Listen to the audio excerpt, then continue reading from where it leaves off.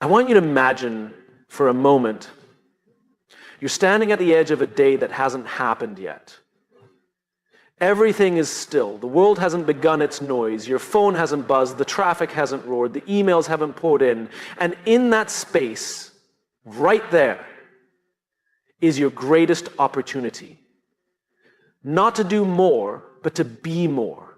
Because how we start our day isn't about how much we can cram into the first 2 hours. It's about the story we tell ourselves when no one else is watching. It's about intention. You see, most people ask what to do to be more productive. Some ask how to manage their time better, but very few ever ask why mornings matter. Why wake up early at all? And that's where it begins. Not with tactics, with belief. We live in a culture that glorifies the grind. We wear exhaustion like a badge of honor. But what if we've been misled? What if the real power doesn't lie in how late you can stay up working, but how early you can rise, grounded and clear, before the world demands anything of you? I once met a CEO of a company that had gone through a massive turnaround. When I asked what changed, he didn't talk about systems or profits or personnel. He told me this: I started waking up an hour earlier, not to work, but to think. That 1 hour changed everything. I went from reacting to designing. That moment stuck with me, because the truth is, when you wake up early, you're not just getting more hours in your day, you're choosing to live with agency. You're saying, this is my life, and I will not sleepwalk through it. Mornings aren't about time, they're about ownership. Most of us wake up already in a state of reaction. Alarm rings, we snooze. Then we check our phones, we scroll through other people's lives before we've even taken ownership of our own. Think about that. Before your feet even hit the ground, you've handed away your focus, your attention, your energy. But what if your first action of the day wasn't reactive? What if instead it was intentional? Imagine waking up not to an alarm, but to a purpose. Not because you have to, but because you choose to. That shift from obligation to choice is everything. Because when you start your day with clarity, you carry it into every meeting, every conversation, every challenge. That's the mindset. Early mornings aren't just hours on a clock. They're a declaration, a personal stand that says, before the world gets a piece of me, I will give myself a moment of truth. And the truth is, people don't burn out because they're doing too much. They burn out because they're disconnected from why they're doing it in the first place. Waking up early creates space to reconnect, to remind yourself of who you are before the chaos tells you who you should be. Let me ask you something. What would your life look like if the first voice you heard in the morning was your own? Not a notification, not a demand, but your own clear, quiet voice saying, this is the kind of person I want to be today. That's what early mornings give you, alignment. And from alignment comes direction. This is not about becoming a morning person. This is about becoming a mission-driven person. It's not about whether the sun is up, it's about whether you are up, mentally, emotionally, spiritually, ready to lead your life instead of follow it. There was a time when I thought waking up early was just a productivity hack, that it was for elite athletes and CEOs. I thought it was about getting a head start on emails or sneaking in an extra workout. But I've since learned that it's far deeper than that. It's not about doing more. It's about being present before the day pulls you in 100 directions. It's about breathing before performing, being before producing. We've been taught to chase the how and the what, but real leadership, whether you're leading a team, a family, or just yourself, begins with why. Why do I want to rise early? Why does it matter? Why do I want to live this day on purpose? And when you answer that, something changes. Your morning goes from something you endure to something you craft, a canvas, a ritual, a space for becoming. Some of the most grounded, impactful people I've ever met start their day not by running into it, but by stepping into it with reflection, with gratitude, with stillness. Not because they have more time. And that's the invitation, to stop letting the world set the pace for your day, to reclaim the opening chapter of your story every morning. No one else is going to give you that space. You have to take it. It doesn't require a full hour. It doesn't require perfection. It simply requires intention. Maybe it's 5 quiet minutes. Maybe it's a journal. Maybe it's a walk. Whatever it is, make it yours. Because when you start your day grounded in who you are, you become unshakable in what you do. Wake up early not because it's trendy. Wake up early because it's a statement. A quiet, powerful statement that says, I care enough about my life to show up for it fully and awake. And in a world that's always rushing, always reacting, always consuming, what a revolutionary thing it is to pause, breathe, and begin. We talk a lot about leadership. We talk about inspiring teams, building culture, making impact. But the truth is, no title, no position, no authority can make someone a leader. Because leadership doesn't begin when someone gives you a team. It begins when you decide to take responsibility for yourself. Every leader you admire, every person who made a difference in your life, every human being who ever sparked real change, they all had one thing in common.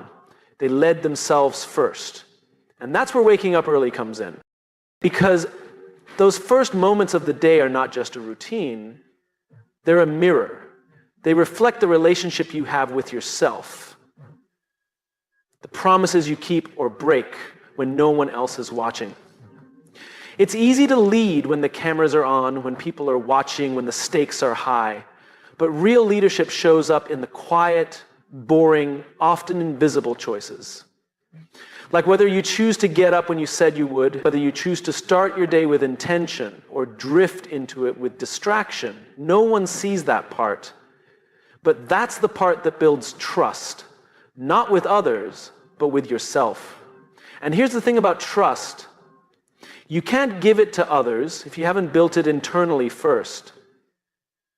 If you can't lead yourself out of bed in the morning, how can you expect others to follow you into uncertainty? If you can't show up for yourself, why should anyone believe you'll consistently show up for them? Now, it might sound harsh, but it's not meant to shame, it's meant to awaken. Because the greatest act of leadership is not giving a rousing speech or closing a deal.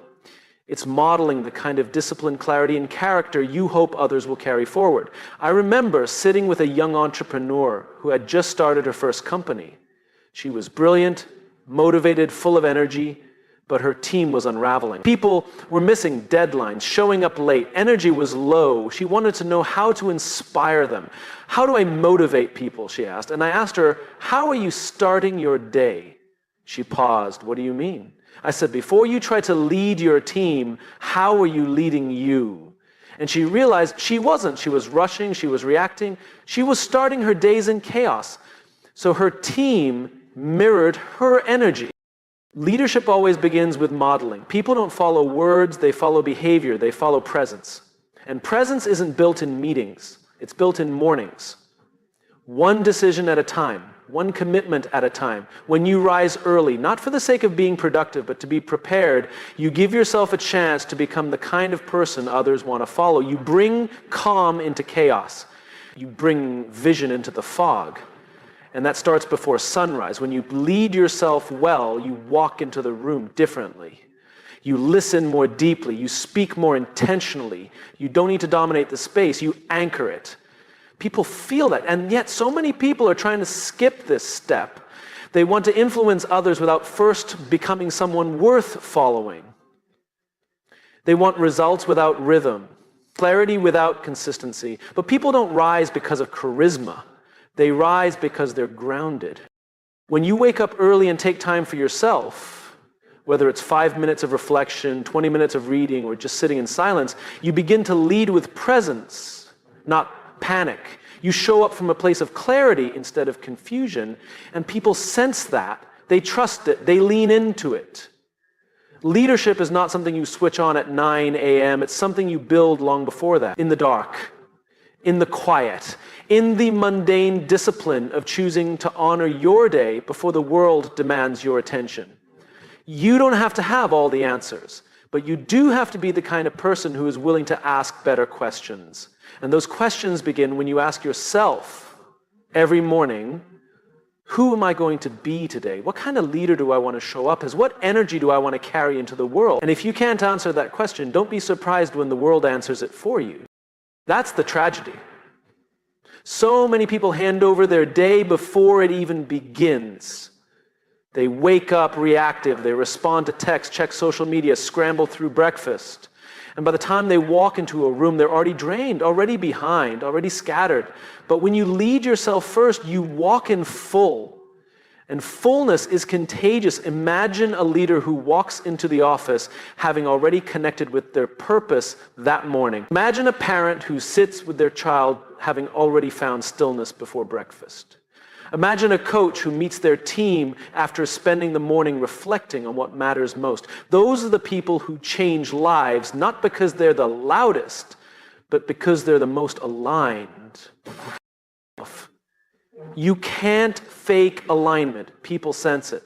And it only comes from daily discipline. Waking up early is not about being superhuman. It's about being intentional. It's about choosing to build your inner world before stepping into the outer one. It's about asking, how can I lead me so I can better lead we?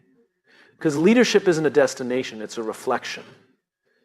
A reflection of how well you've led yourself. And when you begin your day with that kind of clarity, you don't just change the way you work, you change the way you live. You become the kind of person others don't just want to follow, but trust to lead. And that's where it all begins. Not in the boardroom, not in the office, not in the results, but in the quiet decision you make every morning when no one is watching. Will I lead myself today? This is a sacred part of the day that most people never experience. Not because they can't, but because they've never slowed down long enough to notice it. It's the early hour before the noise begins. Before notifications, before meetings, before traffic, pressure, and expectation flood in. It's the stillness before the storm, and it might just be the most powerful space in your entire day. That space, those quiet hours, are not empty. They are full of clarity, full of breath, full of truth. And yet, in a world addicted to speed, they often get overlooked. We chase momentum, deadlines, and the next thing. But what if the most strategic decision you made wasn't to move faster, but to pause sooner? You don't need more time, you need more presence. And presence lives in the quiet. There's a reason some of the most grounded people you meet seem unfazed by chaos. It's not because their lives are easier. It's because they've learned to find stillness before the storm. They've claimed the early hours as their own, not out of obligation, but out of wisdom, because they know something most of the world forgets. You can't meet the demands of the day from a place of emptiness. We live in a society that rewards the busy, that celebrates the overwhelmed. But noise isn't a sign of progress. Movement isn't always a sign of meaning. And starting your day with chaos doesn't make you strong, it makes you scattered. Waking up early is not about grinding. It's not about checking boxes. It's about claiming space for your soul before the world tries to rent it out. Think about how most people start their day. They roll over, check their phone, scroll through a feed of curated lives and artificial urgency. Before they even leave their bed, their mind is hijacked. And from that moment on, they're not leading the day, they're chasing it. But when you wake up early and step into silence, something shifts. You meet yourself before the world meets you. And in that meeting, you remember who you are. Stillness isn't weakness. Stillness is strength under control. It's not the absence of activity, it's the presence of intention. Have you ever noticed how your best ideas never show up when you're rushing? They don't come in the middle of frantic emails or multitasking meetings. They come in the shower, on a walk, sitting by yourself with a cup of coffee. Why? Because insight doesn't come through pressure. It comes through space. And space is what the quiet hours give you. When you start your day in stillness, you begin with alignment, not anxiety. And alignment isn't a luxury, it's a prerequisite for impact. I once spoke with a firefighter who said, "You don't rise to the occasion, you fall to your level of training." That stuck with me. And it applies to life just as much as it does to emergencies.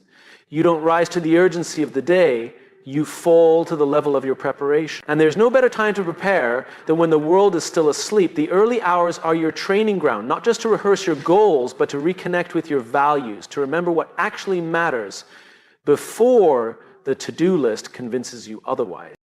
This is not about perfection. It's not about waking up at 4:30 a.m. and meditating on a mountaintop. It's about starting small. Maybe you sit for 5 minutes in silence. Maybe you write one line in a journal. Maybe you walk outside, breathe the morning air, and say, I'm here. I'm alive. And I'm choosing how I show up today. That choice, that simple intentional act is leadership, because stillness doesn't mean doing nothing. It means doing the right thing first. It means listening before speaking, breathing before acting, grounding before charging ahead. And when you develop that rhythm, when you own your quiet hours, you stop being reactive and start being responsive. You move from survival to strategy. You become the calm in the room, not the chaos. People notice that. We've all been in rooms where someone walks in and without saying a word changes the atmosphere, not because they're loud, but because they're anchored. That's not charisma. That's character. And it's forged in the quiet. In a world where everything is urgent, the ability to pause is rare. But rare is where the power lives. The storm is inevitable. Life will throw curveballs. The emails will come. The challenges will rise. But the question is not whether the storm will come. The question is whether you'll meet it from stillness or from stress. You don't need to control the chaos. You just need to stop letting it control you. And that begins in the morning, before anyone else gets a piece of you, before expectations take over. That's when you set the tone, not just for your schedule, but for your state. You have a choice every morning. Start your day in distraction or start it in design. One leads to exhaustion, the other leads to elevation. Stillness is not a delay, it's a preparation. It's the moment where your values and your vision shake hands before you go out into the world. And when you begin your day with that kind of congruence, you walk through the day with integrity. This isn't about productivity hacks. It's about human leadership. And the truth is, you can't lead well if you've never listened. Stillness gives you that listening space, not just to the world, but to yourself. What do I believe? What matters to me today? What kind of energy do I want to bring? What am I committed to, even when it's hard? You don't answer those questions in the middle of a meeting. You answer them in the quiet before the storm. So don't just wake up early to do. Wake up early to be. Be present, be grounded, be aware. Because once the noise begins, it's too late. Once you're in the storm, you don't rise. You return to your baseline. Let that baseline be calm. Let it be rooted. Let it be intentional. And the only way to build that baseline is to own your quiet hours. The world doesn't need more frantic leaders. It needs more anchored ones. People who know who they are before they step into the noise. People who show up clear, not chaotic. Present, not panicked, certain not of every outcome, but of who they're committed to being. And that kind of certainty doesn't come from luck, it comes from stillness. From starting each day with the courage to be quiet. The storm will come, but you will be ready, not because you're the loudest voice in the room, but because you listened first. Confidence is one of the most misunderstood traits in the world. People think it comes from talent, from results, from charisma, but it doesn't. Confidence comes from keeping promises to yourself. It comes from doing the hard thing even when no one is watching, especially when no one is watching. And that's why waking up early is so powerful. It's not about the hour, it's about the act. The decision, the quiet commitment that says, I will show up for me today. You see, every morning you have a choice. Not just whether to hit snooze or get up, but whether to lead your life or let your life lead you. That choice happens in the first few moments of the day. And those moments are sacred, not because they are convenient, but because they are consequential. When you choose discipline over comfort, you send yourself a message. I can trust me. And that trust becomes the root of confidence. Not the loud, overcompensating kind, but the real kind. The grounded kind. The kind of confidence that doesn't need to prove itself because it knows where it came from. It came from the little wins, the quiet wins. The decision to get out of bed when it would have been easier not to. And people love to talk about motivation. But motivation is a mood, discipline is a decision. And discipline repeated becomes identity. We don't become who we are in one grand moment. We become who we are in the repetition of our values, the repetition of our standards. And when you win the first battle of the day, the battle between your comfort and your commitment, you remind yourself what you're made of. Think about it. If the first action of your day is to break a promise to yourself, what tone does that set? What story does that begin? That moment, that seemingly small decision, ripples forward into everything else. But when you wake up and follow through, not because it's easy, but because it's aligned with who you want to be, you step into your day with integrity. And that integrity is what makes you powerful. Not perfect, but powerful. I once spoke to a former Navy SEAL who said something that stuck with me. He said, the alarm clock is your first opponent of the day. If you beat it, the rest of the day gets easier. If it beats you, it owns you. That's not about being extreme, it's about being intentional. Because how you do anything is how you do everything. If you let yourself off the hook first thing in the morning, you're more likely to compromise later. But if you choose discipline early, it becomes a compass. It gives you direction. Discipline doesn't mean rigidity. It doesn't mean you can't rest or that every moment must be optimized. Discipline means you're clear about what matters to you and you're willing to act on it even when you don't feel like it. Waking up early is simply a training ground for that. It's a rehearsal for all the other moments in your life when you'll need to do what's right over what's easy. And each time you do, you build confidence. Not the kind that shouts, but the kind that knows. The world is full of people who look confident but feel lost because somewhere along the line, they traded discipline for convenience. They started outsourcing their direction. They let their phone decide their focus, their schedule decide their values, their circumstances decide their identity. But when you own your morning, you begin to reclaim your identity. You stop living from the outside in and start living from the inside out. Confidence is not found in applause, it's found in alignment. And alignment starts when you decide over and over again to be consistent with your values. And that is what the first hour of the day offers you, a place to practice who you want to become. You don't need to overhaul your life to be confident. You don't need a massive transformation. You just need to win small battles consistently. Because the brain remembers, the body remembers. When you show up again and again, even when it's hard, you build credibility with yourself. And when you believe yourself, you don't need the world to validate you. That's the root of all great leadership, not being the smartest, not being the most talented, being the most trustworthy. Starting with the trust you've built internally. We trust people who are consistent, who are grounded, who aren't just reactive, but intentional. And those traits don't start on the battlefield or the boardroom, they start in the bedroom. When the alarm rings, when you make your first choice of the day. So no, it's not about waking up at 5 a.m. because it sounds impressive. It's not about joining the morning club or optimizing every minute. It's about practicing discipline in the quietest moments so that you can carry that discipline into the loudest ones. It's about starting your day with a win so that when the challenges come, and they always come, you're already standing on solid ground. You don't need to be motivated to do it. You need to be committed. Motivation is seasonal. But character, that's built in the dark when no one is clapping, when no one is watching. Wake up early because it reminds you that you are not at the mercy of your comfort, that you are stronger than your excuses, that you can follow through even when it's inconvenient. Because the people who build something meaningful, whether it's a business, a family, a movement, they all have one thing in common.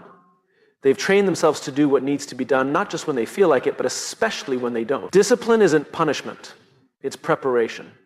It's not about controlling everything, it's about choosing something on purpose. And every morning you get that chance. Win the first battle, keep the first promise, stand for who you say you want to be. Do that again and again, and confidence will no longer be something you chase. It will be something you carry. We live in a world that moves faster than ever before. We wake up to pings, badges, red dots, endless streams of messages and demands. Notifications don't care if you're ready. The world doesn't pause to ask if you've had your coffee, if your mind is calm, or if your heart is in the right place. It just moves. And unless you center yourself first, You're not leading your day, you're just reacting to it. There is a subtle difference between starting the day with the world and starting the day for the world. The former drains you, the latter anchors you.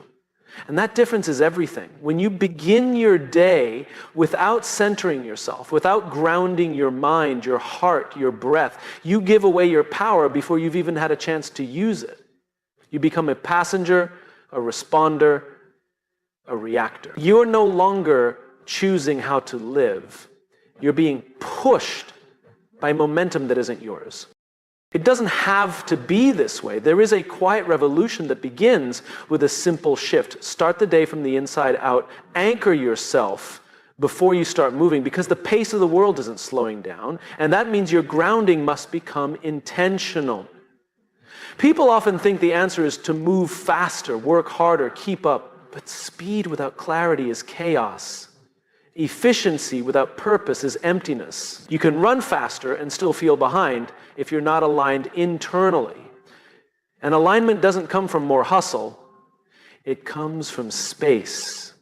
It comes from choosing stillness before movement, reflection before reaction. The question isn't, how do I keep up? The question is, who do I want to be before I begin? That's the question that the early hours of the morning were built to answer. Before the meetings, before the emails, before the responsibilities of the world start stacking up, you have a window, a brief, beautiful window to find your center. But you have to choose it. Because if you don't choose that moment for yourself, the world will take it from you. Not out of malice, out of momentum. The world simply moves. And if you're not rooted, it will carry you in directions you never meant to go. That's why routines matter, not because they're trendy, but because they remind you who's steering the wheel. You don't need a perfect morning routine. You need a purposeful one. Something that reminds you, this is who I am, and this is what matters to me today. For some, that's sitting in silence. For others, it's journaling, or walking, or praying, or reading. The activity doesn't matter as much as the intention. The discipline of starting your day with something that centers you as a declaration, I am not a slave to the speed of the world. There is power in that. Because here's what happens when you begin from center. You stop being pulled in 1,000 directions. You begin to move with clarity. You listen better. You speak more intentionally. You don't just react, you respond. And that's when leadership begins. That's when impact happens. Have you ever noticed how the most grounded people in the room are often the quietest? It's not because they don't have things to say. It's because they've already said them to themselves. In the early hours, in the silence, in the moments before the noise, they don't need the world to affirm their value because they've already connected to it at the start of their day. They don't need to rush because they're not chasing validation. They're moving from vision, from alignment, from center. And center isn't a place you stumble into, it's a place you build. Brick by brick, morning by morning, choice by choice. You've probably heard the phrase, put your oxygen mask on first. It's cliche, but it's true. You can't serve the world well if you're constantly gasping for air. And centering yourself first thing in the morning is how you put on your oxygen mask. It's how you remember, I am not just a task list. I am not just a calendar. I am not just output. I am a human being with purpose, with values, with breath. And that matters more than anything I'll cross off my to-do list today. There's a reason the greatest artists, leaders, and creators often guard their mornings.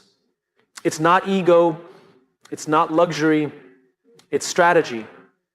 They understand something essential, that what you bring to the world is only as strong as the place you're bringing it from.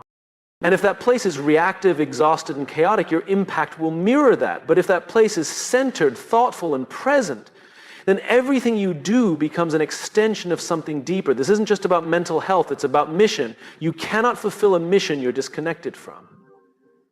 And mornings are when you reconnect. When you ask, what matters today? Who do I want to be when things get hard? What energy do I want to bring into this space? These aren't abstract questions. They're grounding questions. And they give shape to your actions. They give your day direction. Most people don't lack time. They lack intention. And the morning is when you build that intention, when you choose to be centered rather than scattered. The truth is, the world doesn't need more speed. It needs more steadiness, more clarity, more presence. It needs more people who aren't just reacting to life, but leading it. And that leadership starts the moment you wake up, not with a sprint, but with a pause. So breathe before you grab your phone, before you check the news, before you open your inbox. Breathe, think, remember, reconnect. Because once the day begins, it's hard to find your footing. But if you've already grounded yourself, already reminded yourself of what matters, then you walk into the day with peace, not panic, with power, not pressure. And that changes everything. You don't have to fight the speed of the world. You just have to stop letting it set your pace. Start early, start quiet, start with you. Center yourself first and let the rest move around that. It means the way we start our day is not just a habit, it's a declaration of who we are, what we stand for, and how we intend to move through the world. Waking up early isn't about chasing productivity or trying to outpace everyone else. It's about reclaiming the one thing we often lose without realizing it, our intentionality. You don't win the day by cramming more into it. You win it by aligning your actions with your purpose, beginning with the first breath, the first choice, the first hour. When you rise early, when you center yourself before the noise, when you choose discipline over ease, you're not just preparing for the day, you're shaping your identity. You're becoming the kind of person who leads from within, not from reaction. The kind who keeps promises when no one's watching. The kind who walks into a fast world with a calm soul. And that's what the world needs more of. Leaders who are grounded, not just driven. People who move with clarity, not just speed. Voices that echo with depth, not just volume. So tomorrow morning when your alarm rings, remember, it's not just the start of a day, it's the start of a decision. A decision to lead yourself before you lead anything else. A decision to create space before stepping into noise. A decision to become, not just to do. Wake up early. Start your day right. Not because you have to, because you believe in who you're becoming.